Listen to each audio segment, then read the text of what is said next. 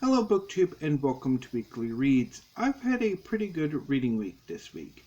I started the reading week this weekend with Magic, A History by Chris Gosden.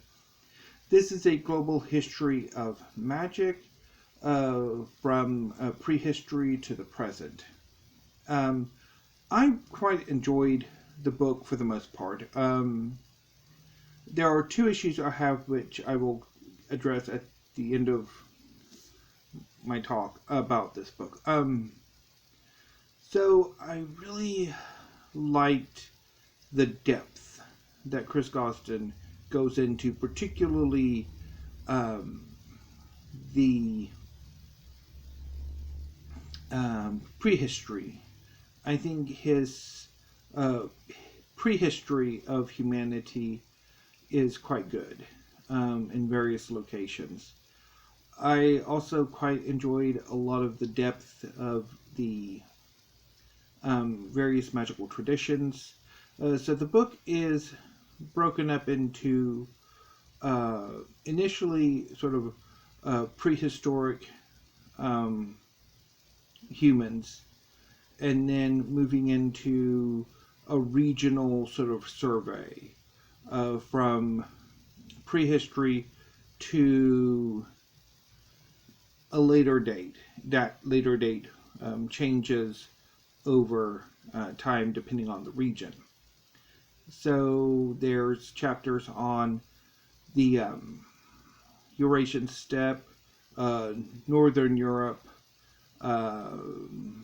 Mesopotamian Egypt, the Mediterranean, Africa, the Americas, Australia, as well as medieval Western magic and more modern magic. And I quite like, there was a lot of really good, fascinating information here that is just really whetting my appetite for more histories of magic. I think I'm quite becoming more interested in magic, not only as a writer of fantasy, which I do think this book is a must-have. Gosden's definition of magic, how he sort of, the presentation of magical cultures and traditions, I think are really interesting and fascinating and complex, and honestly much more interesting if applied to fantasy settings than a lot of the magical systems and kind of sort of traditions. I mean, there are more systems, they're more mechanistic oftentimes in fantasy, particularly contemporary fantasy. But that's a whole nother rant. So yeah, I quite liked it. And also, obviously, if you are interested in the subject of magical history, also really good book. I do have two issues with the book. One is the last chapter. So I mentioned last week when I held this up saying I was going to read it this weekend, was that I was afraid the book was going to get into woo-woo. And it does. So Gosden's definition of magic is that of the human set, or the human placed in their environment in a more holistic way, a more reciprocal way, a more respectful way, a way in which the natural world, the universe, is alive with spirits and intent and power, which is eventually contrasted by the purely mechanistic,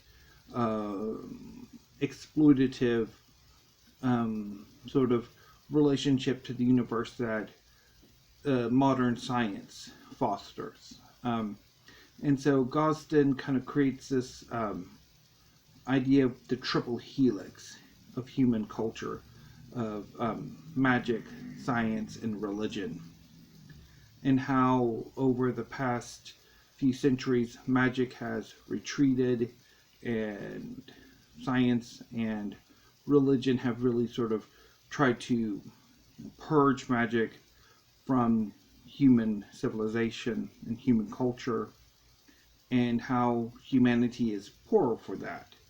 And in the final chapter, he argues for a return of magic, a sort of a new creation of magic that will sort of guide humanity into a renewed, sort of more holistic, reciprocal, respectful relationship to the universe.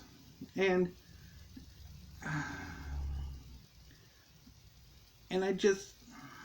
I don't think he really makes his case on this. I mean, obviously on the one hand that humans do need to be far less exploitative of the natural world.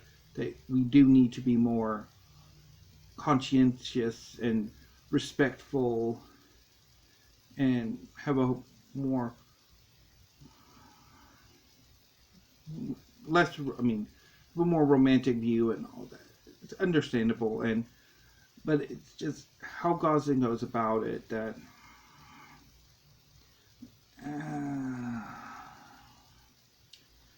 yeah, I think maybe had it been stated in a different way, I think maybe I would agree with his argument a bit more. But I think there are issues of definition of maybe like interpretive or sort of like how one sort of frames magic, and whether that frame is more a romantic invention than it should be or something. I don't know. It's just there's something about Gosden's argument that sort of troubles me. But I think my biggest issue with the book is that it's not big enough. A lot of the cultures that Gosden looks at are shortchanged. Particularly like China, where China has its own chapter, which is great, but the history of Chinese magic effectively ends with the beginning of the Han Dynasty. So there's 2,200 years worth of Chinese magical history that is very lightly touched on, if at all. Africa, the Americas, and Australia get a chapter together, which is disappointing. I think obviously all three really could have benefited from their own chapters and expanded chapters at that.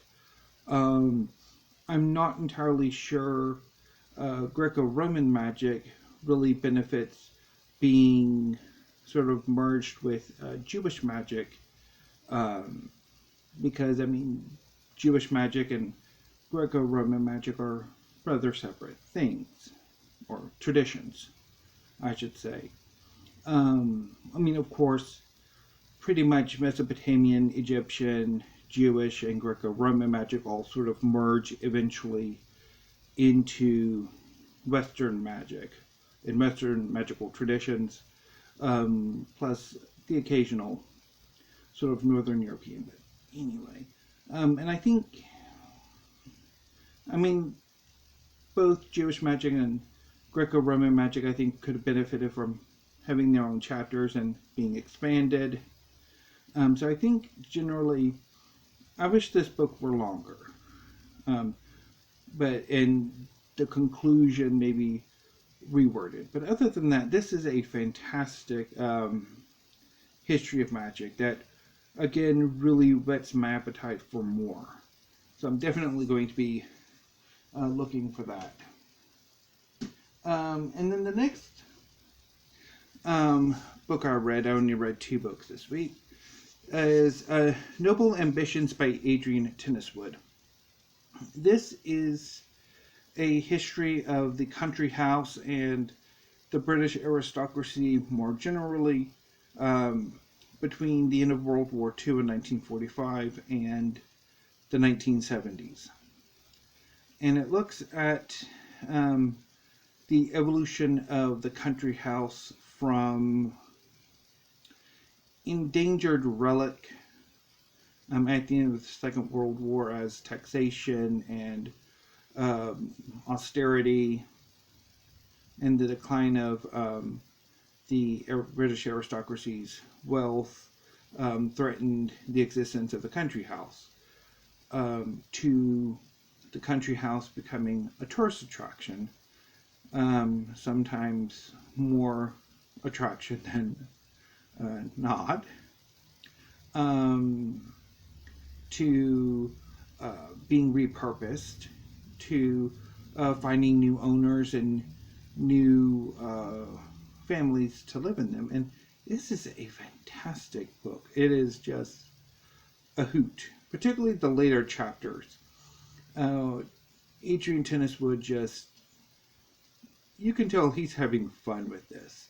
But I loved every moment of this book. It is just phenomenal. Absolutely phenomenal.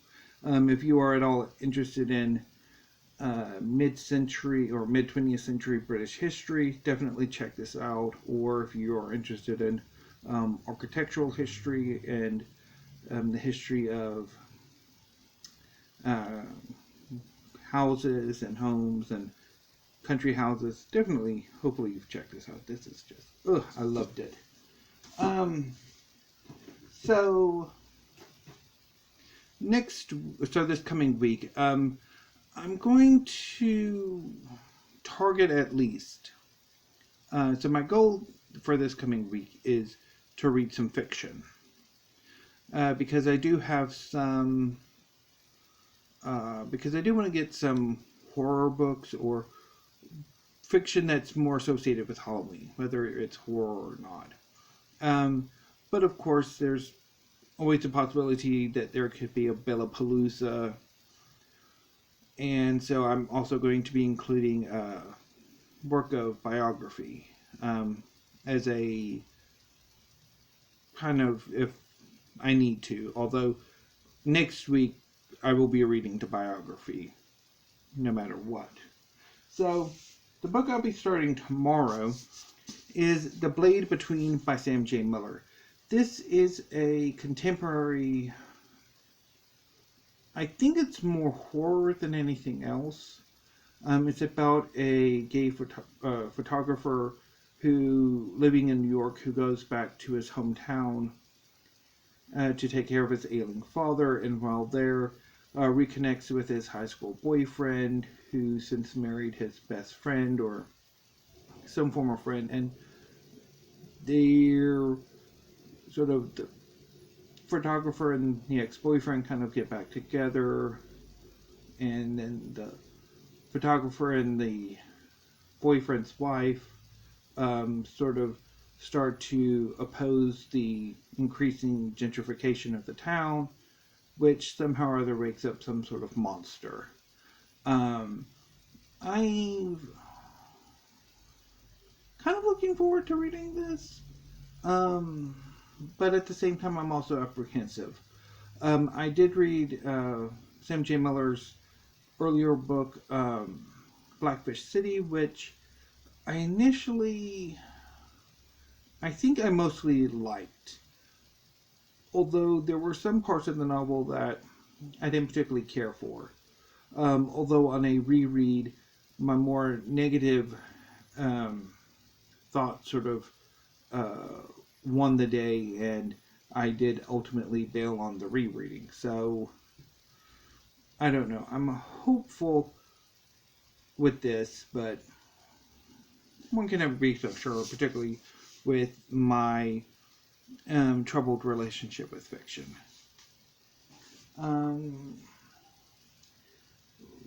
Depending what happens with The Blade Between, although I do plan on reading this as the second book this week, so I'm pretty much planning that I will If I do finish or if I don't, this is the next book on the docket, and that is White Trash Warlock by David R. Slayton.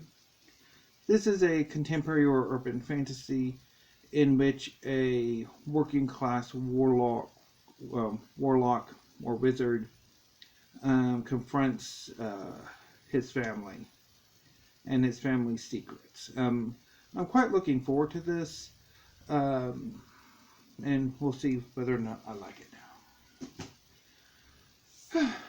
Finally, and assuming I have a great fiction reading week and I have enough time, I may not have enough time, but we shall see. I do plan on working some Bill Redemption, or having a go at a Bill Redemption, because I don't think I'm going to be able to get the big book I wanted to read at the end of October read before November. So I think what I'm going to do is there is a possibility. So assuming everything goes well, and the final book I will be talking about this week goes this coming weekend, then I will be pushing the last book I wanted to read this month to the first week of December, and that'll be what I read then. But I had already planned or thought about doing a sort of a Bill Redemption December, but thinking about it, I might not want to do that. So I might be sprinkling in some Bill Redemptions throughout my reading for the end of October and into December. But anyway, so the book that I want to give a shot at Bill Redemption is no stranger to Bill Redemptions, because I think this will be the second Bill Redemption shot I'm giving this book. And that is Crooked Little Heart by Lamott. I know, I should probably leave well enough alone and just wait until it's time to start printing my collection. But I do want to give Crooked Little Heart another go, in part because I have had some success with more realistic or literary fiction the last few months, so maybe I might have better success with a third reread or a third attempt than my previous two. I don't know. So this is a story of a family in which the daughter is a tennis player. She's not a prodigy, but she's pretty good. And her family, her mother and her stepfather's sort of problems and issues.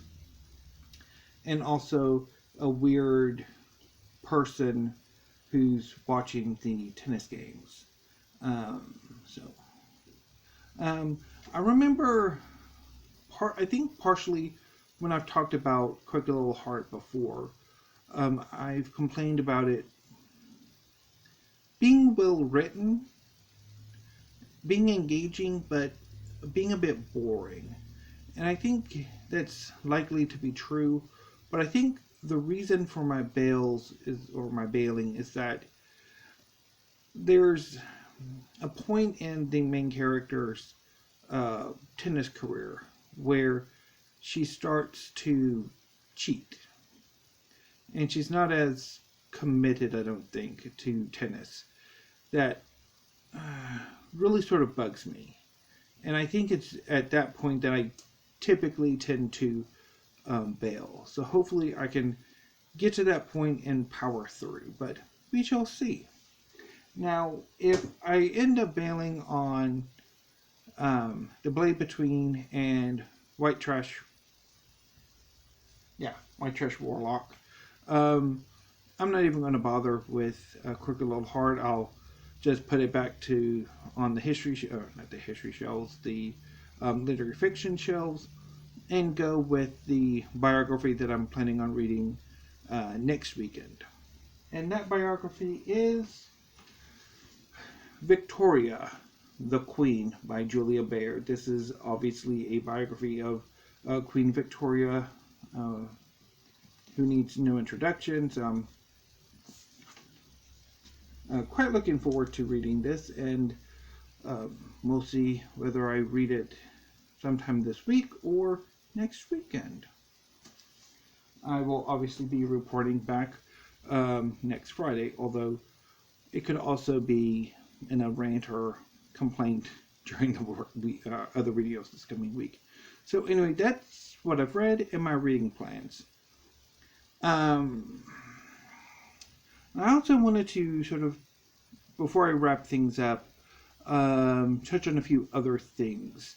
I've been wanting to do a sort of a meandering video, but I've not really had much success with that. So maybe I can touch on a few things in a weekly wrap-up video. Try to get comfortable so I can actually do a more meandering video. But anyway, so I want to talk about my writing real quick. So I've been working on Scorpius, my superhero project, for the last few months, and I'm enjoying where it's at. I pretty much know plot-wise where I want to go with it.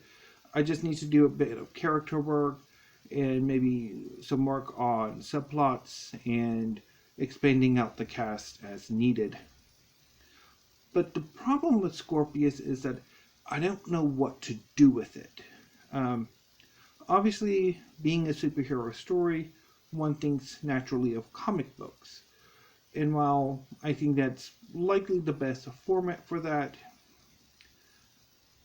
I'm an okay pastelist who really needs to practice for more than he does. But I've never been a particularly good drawer or illustrator, and I've certainly never tried my hand at sequential art, so I would need a collaborator, an artist to work with me, and that's maybe a bit more than I can handle, because obviously I don't have a way to pay the artist. So yeah.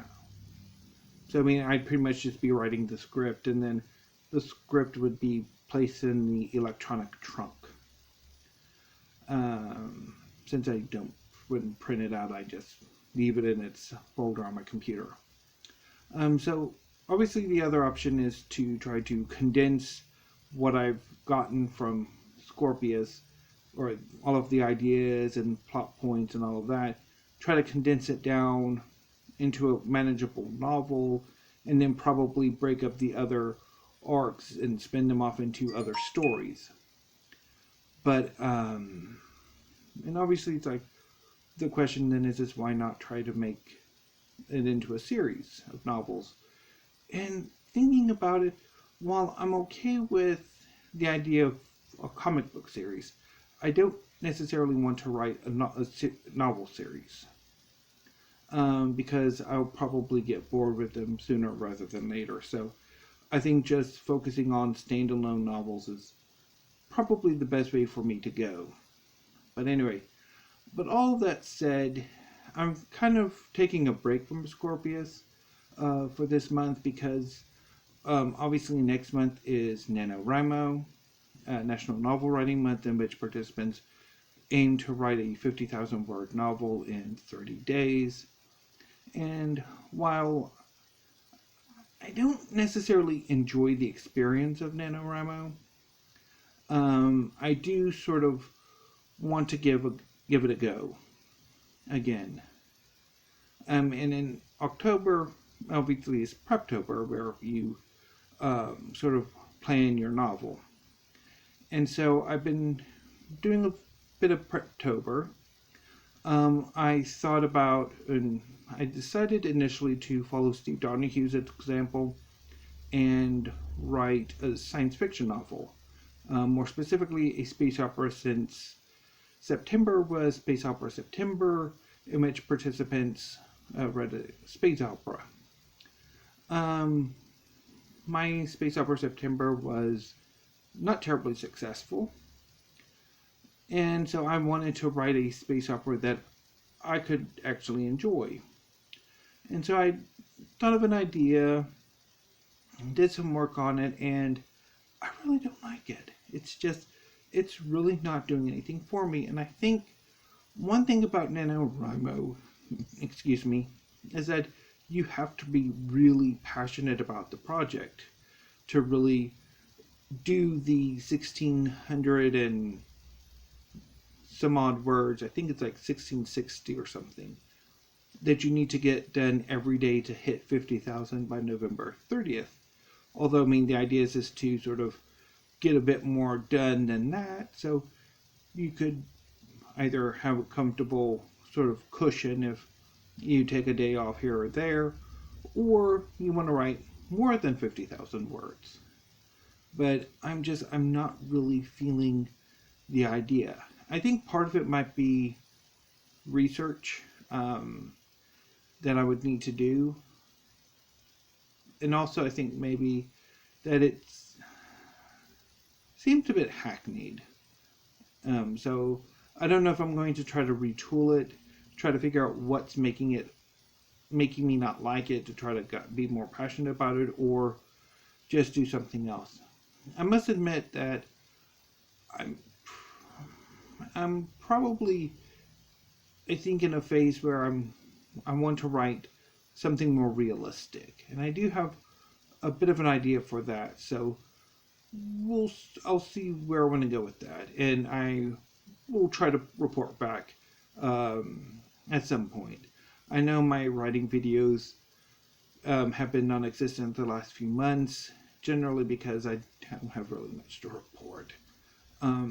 So anyway, moving on to television, I have finished Luke Cage, which is quite happy with. I enjoyed the second series, or the second season, quite a bit. There were a few issues with it, but I do think out of all of the MCU on Netflix that I've seen, I think Luke Cage is actually the best series. I think because the Luke Cage in the MCU, that's Luke Cage, more so than many of the other characters are. Particularly, I think Iron Fist, I don't think he's quite right, and Jessica Jones is, again, I think there are shades of her character that her MCU interpretation misses. But I do have Iron Fist 2 and Jessica Jones 3 to get through before I'm completely finished with the MCU on Netflix. And I'll probably have a go at them either later this year or early next year. I do want to watch a few other things. I don't know quite what it'll be yet. I might report back on next Friday, or might be a bit. But anyway, this video is starting to get awfully long, so I'm going to end it with a preview of next week. I don't know if I'm going to have a Monday video. It depends. Obviously, I'll try to do the V-tag from Jim of Jim's Books, Reading and Stuff. Might try to do a few more tags on Wednesday and Thursday, depending. And then, of course, on Friday will be weekly reads. So we shall see. So until next week, BookTube, thank you. Have a great evening and weekend, and stay safe.